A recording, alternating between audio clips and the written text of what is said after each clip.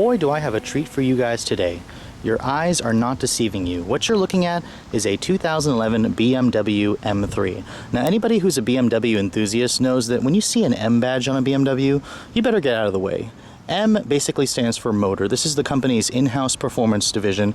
Competes head-on with Audi's RS, Mercedes' AMG, Cadillac with their V series, then Lexus with their F. Now, the M3 is basically known as the company's Halo performance car. This is the ultimate driving machine. And this 2011 model that I have represents the fourth generation. BMW is actually about to replace this M3 with an M4 coupe. Now, the M3 is actually available in three different body styles. There's the coupe like this, the convertible, which is a hardtop convertible, and then the sedan. The sedan actually went goodbye in 2011 when the next generation F30 body style came out. But this M3 is basically one of the most loaded 2011 models you could buy at the time. It's got the competition package, which basically rolls in those 19-inch wheels with the upgraded cross-drilled brakes.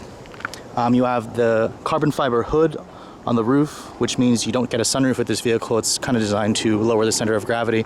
And at the front, you can distinguish it as an M product from the unique fascia. It's got that power dome bulge on the hood to make room for the V8. And then, of course, you'll find subtle M3 badges, but this is basically a sports car.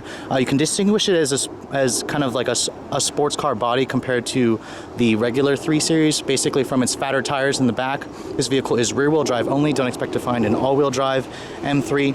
And you can also distinguish it at the back as an M3 from the M3 badge on the trunk lid, and then the quad outlet exhaust. Overall, this car is very menacing, but at the same time, it's very subtle, and you have to kind of be looking sort of high to see that it's an M car. Now, looking at the interior, you can see that it's just basically your traditional BMW interior. It's all business class. There are a couple of subtle differences to distinguish it as an M car. For example, the seats have thicker bolstering. They're designed to hold you in place more. You'll find contrasting stitching with the 3 colors. Those are the M colors in the steering wheel stitching. Now, getting inside the vehicle, this is low. It has a lower ride height than the standard 3 Series. And you can see here, this one is basically your loaded M3.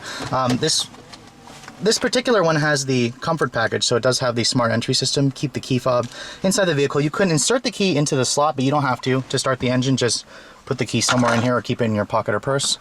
Put the clutch in and push the button to start the engine. Whew. And from the moment that V8 starts, you pretty much know that you've got a special vehicle here. Now, the windows are automatic up-down for the driver and the passenger. You kind of expect that in this car. This is a pretty expensive vehicle when it's new. And you can see here the interior. This is not the latest BMW interior, but it's still pretty modern, still pretty nice to look at. You get real aluminum trim on the dashboard, soft touch materials. Of course, the fit and finish in here is exquisite. You kind of expect that in an M or at least a BMW product. Looking at the door panels, soft touch materials, more aluminum door handle, and of course more stitched soft grain leather wherever your elbows are going to rest. Down here you have a nice little storage compartment that opens. It's even soft touch and lined with felt on the inside.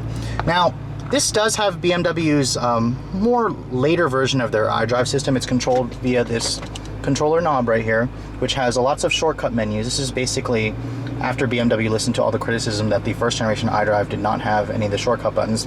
Basically push menu and it takes you back to this main screen. Now you have your choice between CD, radio, telephone, navigation, vehicle settings, information, stuff like that. This is basically the same stuff that you'll find in a modern BMW.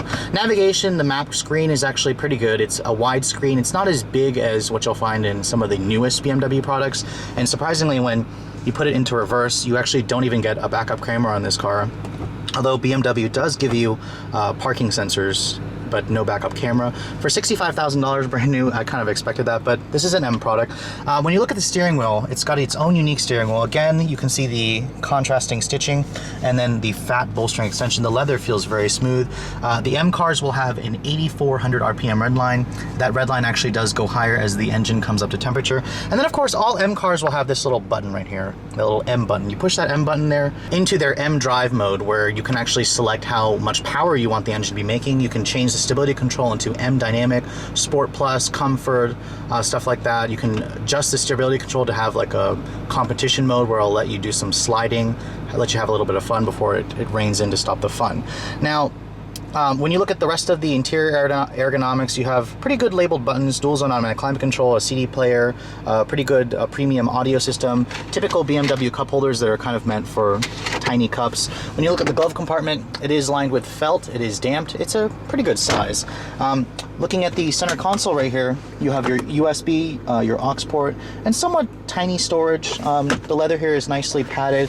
Overall, the interior here is typical BMW. You buy this car basically for its performance. This car is kind of like a track car that you can drive every day. Now, looking at the back seat, the M3 Coupe is definitely not your vehicle of choice if you need to carry passengers. The sedan is not much better, honestly, but to get back here, you kind of have to wiggle your way in. But once you are back here, the seats only seat 2 people. You actually do have vents back here, a nice little area here where you can store some stuff. There is an armrest that comes down here that offers a little bit of a pass-through right there. Honestly, those of you who need more practicality should definitely go for the sedan, but the materials back here are pretty good. You have soft touch materials on the top and then more leather stitching here where your elbows are going to rest. Now, looking at the trunk capacity, even though this is a sports car, you actually do get some decent practicality. That's one of the beauties of buying a vehicle that's based off of a more practical vehicle.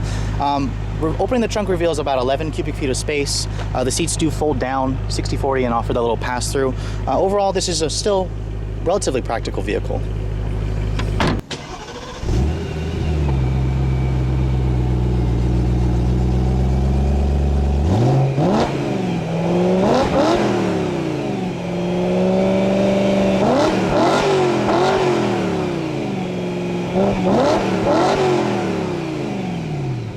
And what a beauty of a motor. Opening that hood will reveal a gem of an engine. This is the M3's 4-liter high-revving V8 engine. Remember the old 5-liter V10 that was in the previous generation M5? This is basically just that engine with a cylinder locked off and then a liter lost in displacement. The numbers are quite impressive. 414 horsepower at 8,300 RPM and 295 pound-feet of torque. This engine makes more than 100 horsepower per liter. It is naturally aspirated. It doesn't have a turbocharger. Gas mileage, not really why you'd buy this car. It's rated at 1420 on premium gas. This car is hit with a $1,300 gas guzzler tax.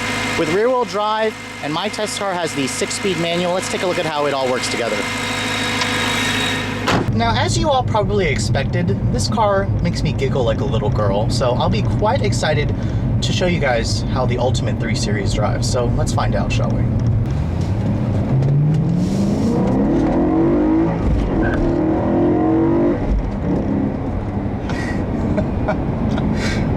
Wow. I am pretty much at a loss for words here. This car is ridiculous, and I didn't even push it to its 8,400 RPM red line, but this thing is fast.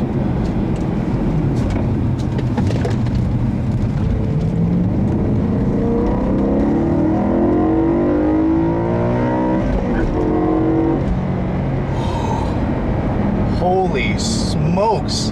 And there is a reason why BMW calls this their ultimate driving machine. And I gotta say, with an 8,400 RPM redline and 414 horsepower, this thing is ridiculous. 0 to 60 times were about 4.5 seconds. It honestly matches about a V8 Mustang, but it feels even faster. And that V8 is just ridiculously smooth, even at the high revs. This thing was born to be a screamer, and I love that BMW put a screaming V8 in it. And then, of course, when you're controlling your right foot, the car is actually, it still behaves like a BMW. The steering, very direct, precise. The car does feel relatively heavy.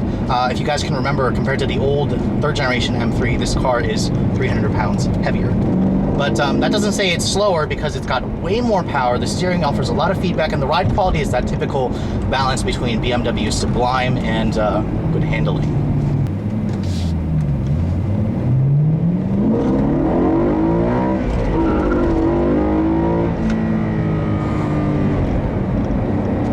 That is just insane. The new M4, I gotta say, has a lot to live up to with this car. BMW is switching the new one back to a twin turbo straight 6. Actually, there's rumors that it might be, it might have 3 turbos attached to it, but man, I'm gonna miss this ridiculous, high revving, amazing sounding V8 that just will easily make the back tires get feisty when you get hard on the gas. And I gotta say, for those of you who have never driven an M3, and you actually have the privilege and the money to be able to afford this kind of a car, it's definitely the ultimate driving machine, and you will basically be smiling and giddy like a little girl all day long. And chirping the tires in this thing is ridiculous. Honestly, the 6-speed manual in this car is wonderful. It's got really nice crisp throws, a short throw shifter. It doesn't give you the kind of clunkety clunk feel that I'm used to in Honda transmissions, but I still love the shifter. The clutch is really light, it's really easy. I wouldn't hesitate to be stuck in this car in rush hour traffic. It's really not that bad. It still feels like a BMW, and that's the beauty of the M3, is you can drive it every day and take it to the track with this competition package, and the car is just a livable, everyday car that you can use whenever you want. Basically, the only thing you have to deal with is the poor gas mileage, but that's kind of a price you have to pay for 8,400 RPM.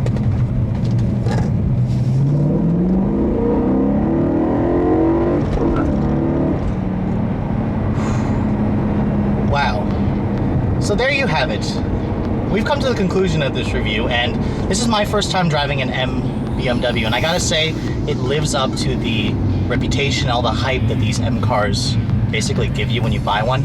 They're expensive cars to buy, they're expensive cars to own, but if you guys are lucky enough to be able to afford this, it's basically a tough choice between the car's competition. The Audi RS5 is a competitor, the C63 AMG. I've read that this car offers the most balance, and I could probably agree with that, but for those of you who have the money to spend, make sure you check this out, especially if you're not ready for the turbo BMW M4 to come out. This is one of your last chances to get the V8. Thanks so much for watching, guys. I'll catch you all later.